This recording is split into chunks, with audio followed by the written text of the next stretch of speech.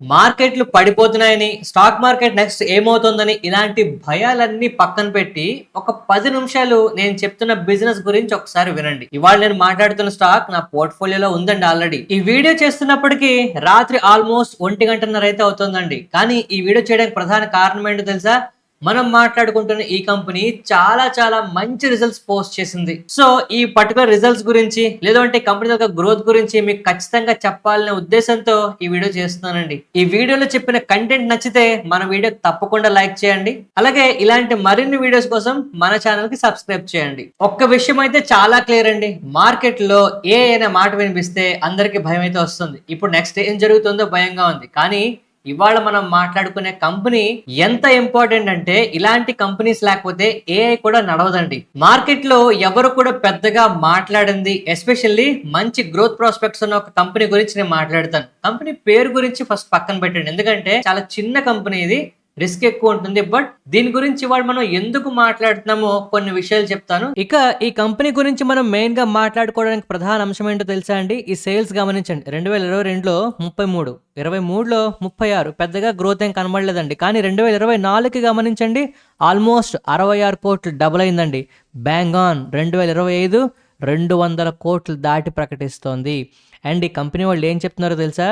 Management వాళ్ళు ఈ growth continue చేస్తాము అని చెప్తున్నారు. 2026కి ఆల్మోస్ట్ 500 కోట్ల వరకు చేస్తామనేలాగా మనకు చెప్తున్నారండి. లాస్ట్ 12 months లోనే ఆల్మోస్ట్ 350 కోట్ల దగ్గరగా వచ్చారు. ఎర్నింగ్స్ పర్ షేర్ కూడా మనకి ఇయర్ ఆన్ ఇయర్ గ్రోత్ అయితే క్లియర్ గా కనిపిస్తుంది. ఇది మామూలు గ్రోత్ అయితే కాదు. మార్కెట్లు పడిపోతున్నాయి మనందరికీ తెలుసు. ఈవెన్ ఇవాళ మనం మాట్లాడుకుంటున్న కంపెనీ కూడా నెగిటివ్ గా ఉంది. కానీ ఇలాగ రిజల్ట్స్ ప్రకటించే కంపెనీస్ ని మనం ఐడెంటిఫై చేస్తే మాత్రం నెక్స్ట్ మనకి మార్కెట్లు పెరిగితే గ్రోత్ కూడా వస్తుందండి. సో ఒక కంపెనీ రెవెన్యూస్ మాత్రమే పోస్ట్ చేస్తే సరిపోతుందా? ప్రాఫిట్లు చూపిస్తే సరిపోతుందా? ఆ ప్రాఫిట్లు రావడానికి కారణం ఏంటో మనకు తెలియాలి కదా. ఈ కంపెనీ తలక ఆపరేటింగ్ ప్రాఫిట్ మార్జిన్స్ ఎలా ఇంప్రూవ్ అవుతున్నాయో తెలుసా అండి? ఒక కంపెనీ స్టడీ చేస్తున్నప్పుడు ఒక కంపెనీ సేల్స్ పెరుగుతున్నాయి, ప్రాఫిట్లు పెరుగుతున్నాయి, ఆఖరికి ఆపరేటింగ్ ప్రాఫిట్ మార్జిన్స్ కూడా పెరుగుతున్నాయి అంటే ఆ కంపెనీ నిజంగా చాలా చాలా గ్రోత్ తో పెరుగుతున్నట్టు. సరిగ్గా ఇలాంటి టైంలోనే మనం కాస్త జాగ్రత్తగా ఉండాలండి. అన్ని బాగుంటే మరి ఎందుకు స్టాక్ పడిపోతుంది?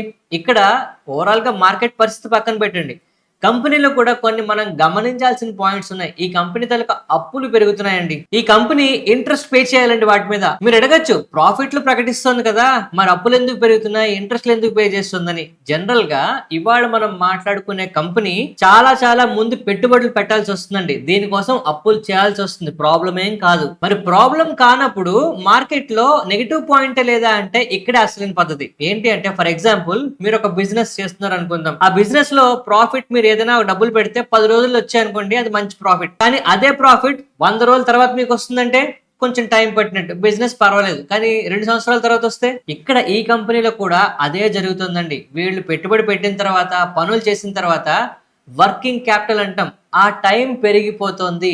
అలాగే డెబ్టార్ డేస్ అంటారండి, ఇది కూడా ఆల్మోస్ట్ 140 రోజులు దాటి పెరగడానికి అవకాశం కనిపిస్తుంది. జనరల్ గా మనం మాట్లాడుకునేది చిన్న కంపెనీ అండి.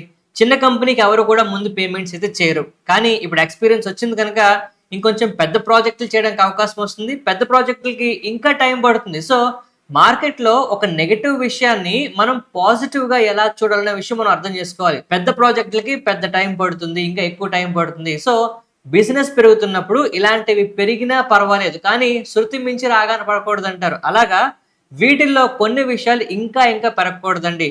ఓకేనా? అప్పులు పెరిగినా సరే బిజినెస్ పెరిగితే పర్వాలేదు. రెవెన్యూస్ పెరుగుతున్నప్పుడు ఈ డెబ్టార్ డేస్ గానీ, క్యాపిటల్ సైకిల్ గానీ పెరిగినా కొంత పర్వాలేదండి. అయినా కూడా మనం ఇలాంటి కంపెనీస్ లో కొంత జాగ్రత్తగా ఉండాలి. ఎందుకు అంటే ఇలాంటి విషయాలు మనం పరిశీలించమండి. ప్రాఫిట్ వచ్చిందా లేదా, బిజినెస్ పెరుగుతుందా లేదా చూస్తాం, కానీ వెనకాల డబ్బులు ఎన్ని రోజుల్లో వస్తున్నాయి, లేదంటే వీళ్ళు ఎలాంటి పనులు చేస్తున్నారో అర్థం చేసుకోలేం. ఇది కూడా చాలా ఇంపార్టెంట్ విషయం. ఓకేనా? సో ఇప్పుడు అసలైన పాయింట్ అండి, ఇప్పుడు ఈ కంపెనీ పెరుగుతుంది కదా, ఇలాగే పెరిగితే ఇంకా ఎంత బాగుంటుంది అనేది గురించి మాట్లాడుకుందాం. ఫస్ట్ ఇప్పుడు 40-50% గ్రోత్ తో రెవెన్యూ పెరుగుతుంది అనుకుందాం. ఫర్ ఎగ్జాంపుల్ 30% గ్రోత్ వచ్చింది. గ్రోత్ ఎంత కొంత తగ్గిపోయింది. పెద్ద ప్రాజెక్టులు అన్నాక కొంచెం స్లో అవుతుంది కదండి.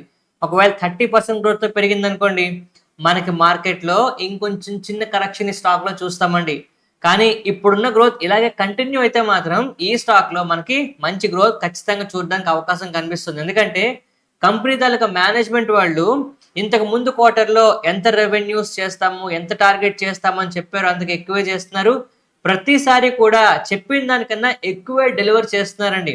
అంటే నెక్స్ట్ కమింగ్ ఇయర్‌లో వీళ్ళేవైతే ప్రాఫిట్‌లు లేదు అంటే రెవెన్యూస్ మేము చేస్తామని చెప్తున్నారో, ఎగ్జిస్టింగ్ ఉన్న వాటికన్నా చాలా ఎక్కువ చెప్తున్నారండి. అంటే ఖచ్చితంగా గ్రోత్ మనకి రావచ్చు.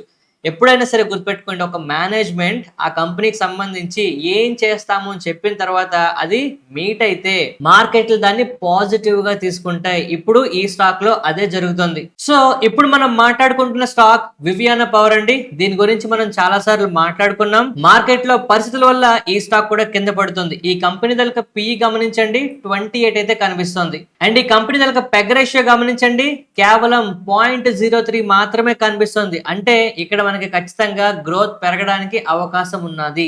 సో ఇక్కడ అసలైన ట్విస్ట్ అండి, ఈ కంపెనీ మనకి ఫ్యూచర్ లో ప్రాఫిట్లు ఇవ్వాలి అంటే కొన్ని విషయాలు మీరు 100% ఫాలో అవ్వాల్సిందే. ఈ కంపెనీ అచీవ్ చేయాల్సిందే. ఫస్ట్ది, మార్జిన్స్ తగ్గకూడదు. ఒకవేళ మార్జిన్స్ తగ్గితే సేల్స్ చాలా ఎక్కువ పెరగాలి. వీళ్ళ తలక అప్పులు ఫర్దర్ గా పెరగకుండా ఉండేలాగా మార్కెట్ లో ఏమైనా చేయాలండి మేనేజ్మెంట్ వాళ్ళు. అండ్ స్టార్టింగ్ లో చెప్పుకున్నాం, ఇంట్రెస్ట్ కాస్ట్లు పెరుగుతున్నాయండి. అవునండి, ఇంట్రెస్ట్లు ఎక్కువ కడుతున్నారు.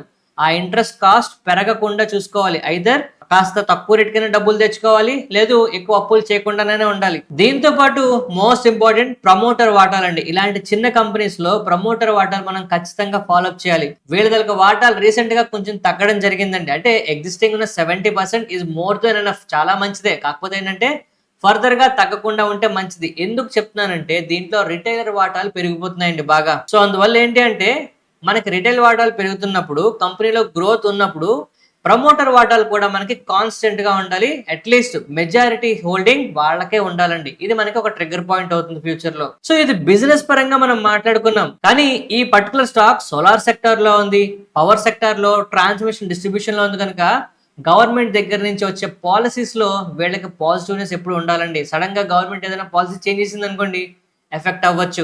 లేదు ఓవరాల్ గా చిన్న కంపెనీస్ అండి, ఇలాంటి SME companies, small cap companies లో లిక్విడిటీ కనుక తగ్గిపోయింది అనుకోండి, మార్కెట్ లో పరిస్థితులు ఇంకొంచెం డిటరేట్ అయిన తర్వాత ఇబ్బంది పడిపోతాం.